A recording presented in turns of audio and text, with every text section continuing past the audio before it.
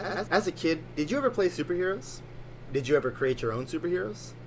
Did you ever then take those characters and then build an entire universe off of them? Well, we did. And over the years, that universe has grown into something that we're actually truly proud of. But that's not what this podcast is about. In this podcast, we reach to the back of the fridge to talk about the first heroes we ever made. The ones we made in 5 minutes, just so our friends could play make-believe with us. Back then, we thought those characters were legendary. But now, we'll let you be the judge of it. This is the Retcon Microwave. Let's reheat some leftovers. Hello and welcome to the Retcon Microwave, the show where we take our old characters, creatures, and creations and try to fit them into their own new amalgam universe. My name is Chase. I'm joined as always by my two co-hosts, Noah. Hello, how are you doing? And Caden. I can't respond. Hello. We have an idea for a podcast. This is our introductory episode. As kids, me and my brother, that's Caden. Hello. We would create superheroes, as most kids do. We'd create random characters based off aesthetic, based off random design, and we'd give them a backstory that usually made no sense. And then for those superheroes to fight, we would create villains, and then we would have our friends come over to our house, and they all needed superheroes if they were going to play this game of make believe, and so we would create superheroes for them. So we're going to go back through the really bottom of the barrel stuff that we made, and we're going to try to fit them into a new universe that we're creating right now. Could we give them an example of one of these characters would look like, kind of, or what? Because kids come up with stupid things. Yeah. What was one of the things we made? I just found this today, actually. I just discovered. Okay. But he was a character that could fly, and he was... It's pretty normal. Yeah. A science experiment, as all our characters were. Okay, good. He was all, kidnapped by a scientist. His powers included flight and, general enhancements. I didn't write how fast he could fly, but when I looked back at his stats, very specifically I wrote down how fast he could run, and it said he could run at 1 mile an hour. Which is... He's normal man. Which is slower than probably most people can walk, No, yeah, you're right, yeah. Which, so imagine him booking full speed. Man, he's looked at the speedometer in his car once and You said wrote he this could one. go this fast. You wrote this while still in a diaper and was like, oh my gosh, A a mile a an whole hour. Wasn't that day that we walked 1 mile on a hike or something like that? We were dying. So It man, might this have guy been. can go 1 mile an hour. I must have, I guess I was a little kid. I was that's probably fast. Let's do... I must have thought that a human moves at a snail's pace or something. You didn't have an understanding of yeah. But the thing is, whenever we review that character, that aspect of the character has to stay canon. Okay. We have to work around all the weird rules we installed in them. Yeah, so no game is fun without rules, so you have to put that in there, and then we get to come up with some really crazy and fun stuff for them. And my goal is just to make a universe that's insane, full of the weirdest, craziest superheroes that are either terrible at their job or can destroy the universe with a punch, which is probably something that we did. And there's probably no in between. Yeah, just go crazy with it, and with all these stupid characters. Fair enough. And myself, I have only met these two fairly recently, relative to when they've been writing these comics when they were really young. Yeah. So I myself am also, along with y'all at home, will be just as new to the comics and to the characters they are going to introduce. Oh, yeah. I have witnessed very little. What little I have witnessed has been 1 mile an hour a running. 1 mile an hour man. It'll be a treat to see what they have in store, but I know just as much as y'all at home. So I guess I forgot to mention Noah is the audience. Yeah. You're gonna hear us refer to our comics. Let's be clear, we made very few comics. Yes, we did. We made comics. You made a lot of comics because we each had a character that we created. Oh, you were using the royal we. My bad. I created a character, and that was my character in this universe. He created one. It was his. As little kids, we would play them. As we got older, we would write comics for them. And then as we got even older, Caden especially started to create an entire story with them. He started first, and then I kind of followed suit and started. And then from there, we created this whole serious universe. Yeah, so what he's saying is basically I invented storytelling and I'm the father Yeah. of modern cinema. So you have to respect me and you have to listen to this podcast. Our comic, whenever we refer to our comics, we're talking about our the world, the old stories we used to create.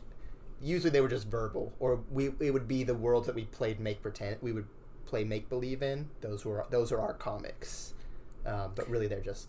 Although I mean, it's kind of a complicated situation because we definitely had a good mix of both. To me, at least, I think we had like little pamphlets that we never finished, kind of thing. And, yeah, we have so many of those. Yeah, we were ambitious. Our comics also we will refer to as we had our own. Because of how long we did this, we had our own Golden Age, Silver Age, we had our own like Silver Age of comics With no definable borders. Yeah, well, New Age I would say was one. Yeah, so I guess. Our Golden Age Bronze and Gold Age kind of just like meshed together. Yeah, They were like, we know Like a these fine terms, soup. we're gonna make them. yeah. Yeah. No, because it's okay. I view like our Golden Age is all the stuff we made when we were like little kids. We were bored. We threw 4 pages together, stapled them, wrote a little story about a superhero that I made up on the spot. That's our Golden Age. Nothing connected. Nothing made sense. Silver Age was when we started trying to do story. But it was still very early workshop. Still very. It was early. always like I remember I made like 3 different Mhm. pilot comics for the same same character, stuff, and like just same kept characters, doing it. and you kept doing it because it was like. Oh, Origin I saw, story. I saw Origin yeah, story. it was Yeah. always Origin it was story. always origin story. Like, oh, I saw Captain America: The First Avenger. Maybe he's from the 1940s or Yeah, whatever. you did Like, that for one of your characters. I did that for, and you know, I was constantly. Oh, the Hulk got blown up by a bomb. Maybe I'll make my character get blown up by a bomb. And it's like all this weird. He had a weird accent back then. Yeah, I was a. But like back then in our Silver Age, it would be like Dinosaur Boy runs out to the desert, cuts open a cactus, and a pre-made super suit is Yeah. just in there waiting for him with a really note wacky stuff. with a note from his father. He's saying, "Son, I knew you'd come here." And maybe his father is him or something from the future. Like Yeah. I don't know, some Futurama stuff going on. And he'd make a part 2, and then he'd never make a part 3. I don't even think I made a part 2. I think I made the cover for the part 2. Oh like, yeah. And you didn't have a plan for that. You would either. make teasers and not fill up on. No, them. literally, Come I think on, a couple man. of them I would just make. Yeah. Covers. No, we do. No, have a I would couple. make covers and base the plot off the cover of the book. That Yeah. was definitely something that happened for That's a kinda fire, long not gonna time. No, I like that. Yeah, I like that. All right. I like that. And then after that, we started trying to make them actual things, and we actually have like a line of like 10 issues of his character that he I think created. it's 6 or like maybe 6? I think I didn't even finish Of the 6. original one, before it was like your good drawing, it was like Oh yeah. whenever it was like Mr. Maybe- S would appear and Mr. S? Yeah, it was. We watched a lot of CW shows, so Oh, and a lot of like Cartoon Network. It was the next episode. It was like like, this is the thing when you're a kid and you watch TV. It was next week on Dragon Ball Z. Yeah. No, like when you're a kid and you watch TV, you're like this melting pot. You're like this sponge of everything you're watching, and everything you see goes into your little world. So I think I was watching like Scooby Doo Mystery Incorporated, and I was watching Young Justice and The There's Flash. gotta be a big and- mystery. yeah, like there had to be a big mystery, and I was also watching like all sorts of stuff that got canceled too soon. Like it was just Yeah. it was all sorts of stuff being like thrown into this pot and being stirred together vigorously. And chocolate didn't come out; just a weird little stew came out that if you eat it, it gives you Chocolate. A suspicious stew. it's like a suspicious stew. Okay. It'll alternate between me and Caden's characters. It's mostly Caden's. Caden created a lot more characters That than was I did. definitely quantity over quality. No, you created a lot of characters, but you just like spewed them out, and they were all great, to be honest. And you would give like one line of backstory. That's just the most puzzling thing. Well, I think I was trying to That's make. all they need. Well, I Yeah. think we had a finite list of people we knew. Yeah. And I was like, okay. And for some reason, I was restricting myself to making characters. Like, I could only make as many as the people I knew. So I had to, like, you see what I'm saying? I had to know someone before I made a character for that person. Because I think it was, like, because we had originally planned to make this universe into, like a YouTube series. And we were, like, 5 years old. So there's no way we were going to be able to do that. But, you know, we were writing these comics and drawing them on printer paper because we fully expected to be able to make a fully functional show. And I'm hoping the mic is picking me up. But so, you know, we needed actors, and of course, the only people we knew were the only ones we were going to get to play them. So And the ones we based the characters off of. in the yeah, first so we place. based them off the people that we were like, oh, okay, let's get them to play. You know, we'll just pick a name out of a hat. Like, oh, Aubrey, she'll be this wavy girl or whatever. She can control the ocean. Yeah. Like, I remember, I had to come up with like rapid fire characters for the people to play. and I would just come with like one line of dialogue. Like I remember some guy was like a lobster dude, and I don't know why. It's not a great example because I don't think Lobster's anyone was supposed to play. Man. Lobsters played a theme in one of my comics. Half our stuff now that I think about it look like Power Rangers villains. Now that I think about it, We can work with that. We can work with it. Also, Noah. I think Noah has characters too that we're also gonna. Perhaps maybe in go. time. I did not really. I had characters in mind as a kid as well. Maybe I'll bring one or two in, but I never wrote really as much in the comics wise. Maybe I crafted a few over time, but should we see some, that'll be an event. But mostly it'll be these two and their inventions here. So, Yeah. Yeah.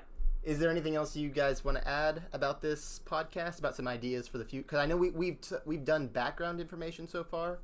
Anything any of y'all want to add about the actual podcast? well, we are all naked in this room.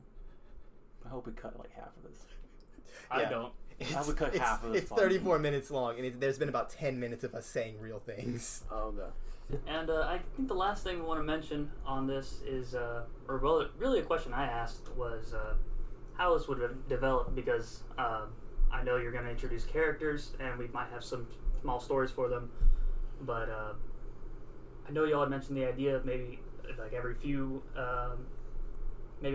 episodes after a few characters were introduced, we would try to craft a story with those certain characters and then move on to a new batch. Do we still plan to do that, or y'all have something else in mind? I think that would be a cool idea of like we do a couple characters, a hero, a villain, and then we have to create a story in which they all meet and they either fight for a bit and they're mates, or they punch up, blow up the planet, or they blow up the planet. I wouldn't mind doing like superhero matchups kind of thing. Yeah, But like- also, I think also we're kind of having to put, like, you know, this is kind of like an Avengers style team up where, Yeah. like, every few episodes we have to put the characters that we all made that are completely different characters and put them together in a like a believable, definitely not realistic, but believable scenario, and how full they of would, wacky adventures. full of wacky adventures. zany. Zany. I like that. Hickey. You make that word up? That's a nice word.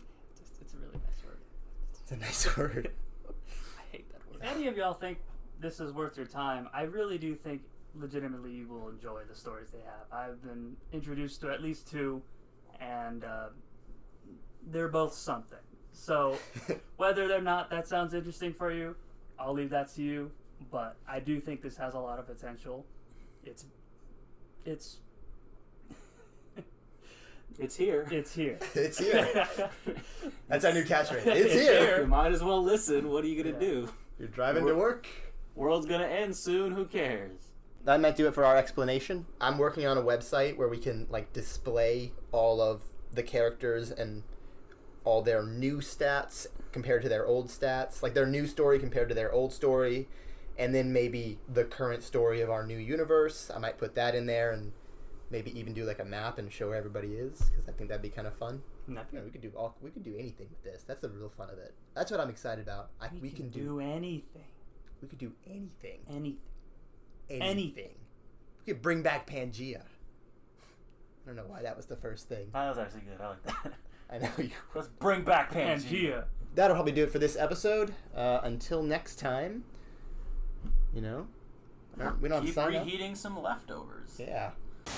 Thank you so much for listening. This has been the Retcon Microwave. If you'd like to contact us, you can reach us at theretconmicrowave@gmail.com. If you'd like to support the show, tell a friend. And if you'd like to know more about the characters we're creating, you can check out the website in the description.